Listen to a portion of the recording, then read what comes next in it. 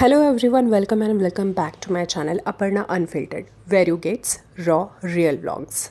सकाळ झाली की 10 ते 11च्या सुमारास बाल्कनीमध्ये खूप छान ऊन येतं. मग काय, किती दिवसांची आज करू उद्या करू मग करत म्हणत बाल्कनी मस्त स्वच्छ करायला घेतली. आज आपण मील प्लॅनिंग या टॉपिकवरती बोलू आणि तुमचे ओपिनियन्स हे तुम्ही मला कॉमेंट्स थ्रू कळवा.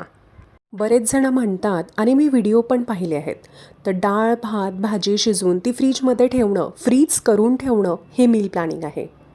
जेणेकरून रोज किचनमध्ये येण्याची गरज पडत नाही, गॅस वाचतो, टाईमही वाचतो आणि हो, रोज स्वयंपाकाचा स्ट्रेस हा कमी होतो.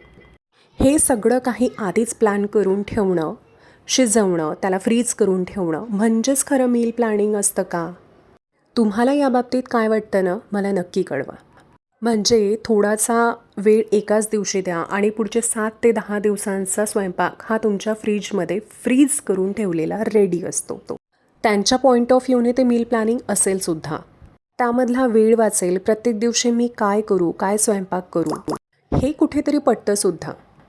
पण खरं सांगू, शिजवलेलं जेवण फ्रीजमध्ये ठेवून आणि वेळ येईल तेव्हा ते गरम करून खाणं, मुलांनाही तेच सर्व्ह करणं, हे खरंच ट्राय करून सुद्धा आपल्याला पटणार नाही.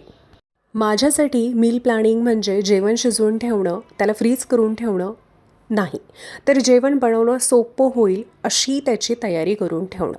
म्हणजे काय, तर स्वयंपाकाचा वेळ कमी व्हावा, पण चव आणि ताजेपणा हा तर नेहमीच असावा. मी खूप साध्या पद्धतीने मील प्लॅनिंग करते. वेगवेगळ्या प्रकारच्या चटण्या करून ठेवणं, भाजी आणि आमटीसाठी लागणारी सूप रेडी करून ठेवणं, तिळाचं कूट, शेंगदाण्याचं कूट आधीच रेडी करून ठेवणं, भाजीसाठी लागणारा कांदा खोबरं वाटून ठेवणं.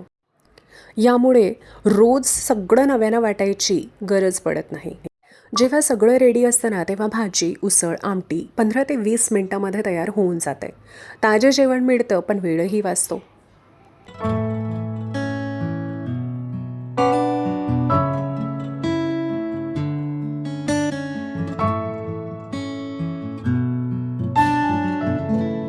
मी कोणालाही चुकीचं म्हणत नाही. ज्यांना सोयीचं वाटतं ते शिजवून फ्रीज करू शकतात. पण मला वाटतं की जेव्हा ताजं बनवलं जातं तर तेव्हा त्याची चवही वेगळीच असते.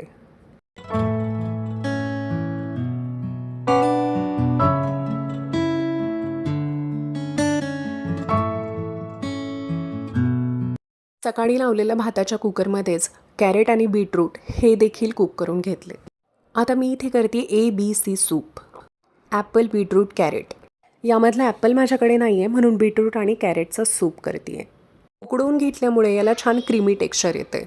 छान घरच्या साजूक तुपामध्ये जिऱ्याची फोडणी घालून त्यावरती हे परतून घ्यायचं आणि तुम्हाला हे किती रनी कन्सिस्टन्सनी हे हवं आहे त्याप्रमाणे पाणी टाकून याला ॲडजस्ट करून घ्यायचं.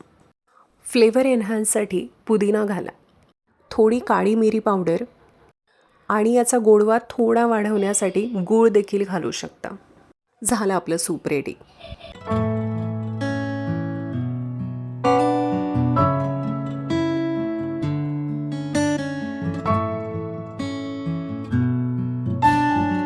आणि हो, या सूपचे काय बेनिफिट्स आहे हे माझ्याकडून नाही तर मिष्टूकडून ऐका.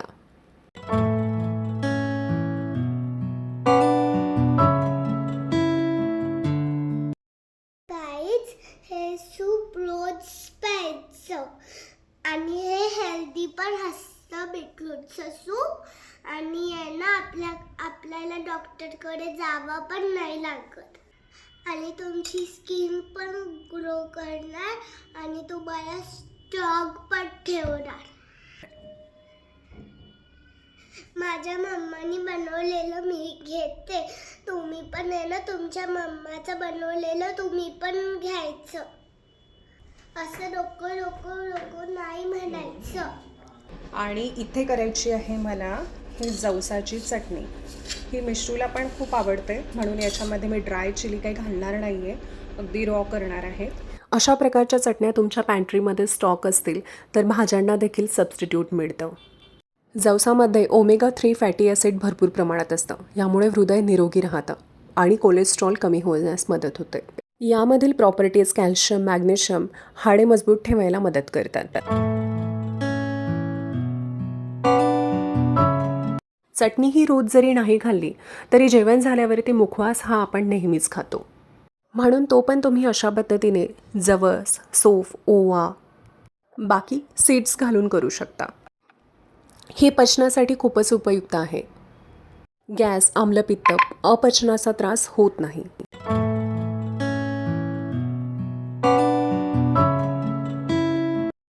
सगळं ड्राय रोस्ट करून थंड करून त्यामध्ये काळं मीठ घालून एका एअरटाईट जारमध्ये तुम्ही ठेवू शकता. बिग बॅचमध्ये बनवत असाल तर आरामात 2-3 महिने राहतं.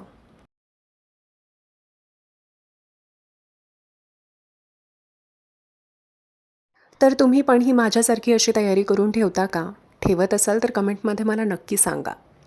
व्हिडिओ आवडला असेल तर लाईक करा, चॅनलला सबस्क्राईब करा आणि हो, पुढच्या व्हिडिओत पुन्हा भेटूया. Till then, bye. Staring at herself in the mirror on the restroom door.